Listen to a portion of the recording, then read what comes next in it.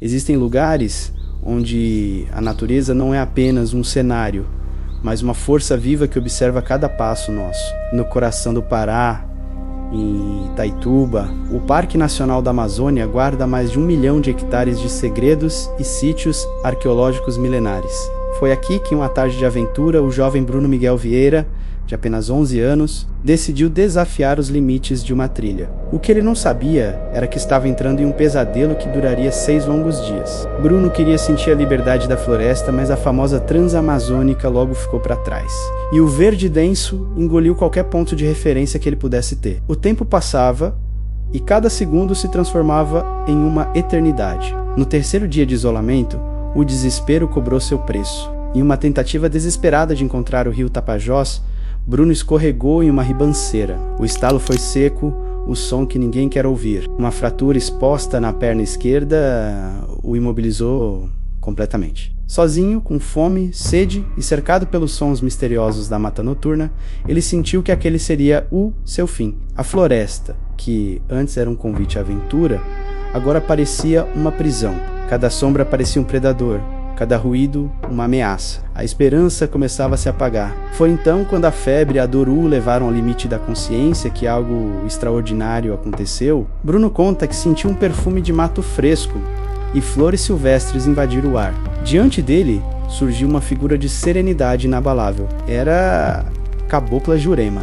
Isso não era apenas uma alucinação causada pela sede ou pelo cansaço. A rainha das matas, uma entidade central da Umbanda e do Catimbó, estava ali, presente. Com uma fala suave que acalmava a alma, ela não apenas o consolou, mas o ensinou. Jurema indicou quais ervas aplicar no ferimento para estancar a infecção e mostrou como extrair água para não sucumbir à desidratação. Ela, que é a regente da cura e do acolhimento maternal, tornou-se o guia invisível de Bruno naqueles dias de pura agonia. A presença dela transformou o medo em calma e a desesperança em uma nova força para lutar. No 6º dia, quando as equipes de resgate do ICMBio já perdiam as esperanças de encontrá-lo com vida, um milagre aconteceu. Eles encontraram Bruno. Ele estava em um local de difícil acesso, mas estranhamente protegido, como se um guardião estivesse cuidando dele.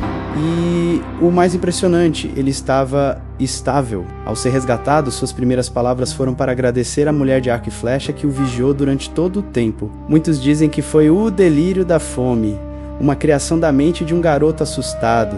Mas eu pergunto a você, como um garoto de 11 anos, sem nenhum conhecimento de botânica ou primeiros socorros, conseguiu manter uma fratura exposta limpa e sobreviver aos perigos do coração da Amazônia por quase uma semana? Para Bruno, não existe nenhuma dúvida. A Jurema Flecheira o protegeu e guiou seus passos até a salvação. Se você acredita que as matas têm seus donos e que o mundo espiritual nos vigia nos momentos de maior escuridão, curta este vídeo e compartilhe com aquele amigo que ama uma boa história de mistério. E não se esqueça de seguir a gente para mais relatos incríveis como este. Agora eu quero ouvir de vocês. Já passaram por algo inexplicável na natureza ou conhecem algum caso parecido aí na sua região? O que vocês acharam dessa intervenção da Cabocla Jurema? Deixem aqui nos comentários, eu faço questão de ler todos. Muito obrigado por assistir e até a próxima.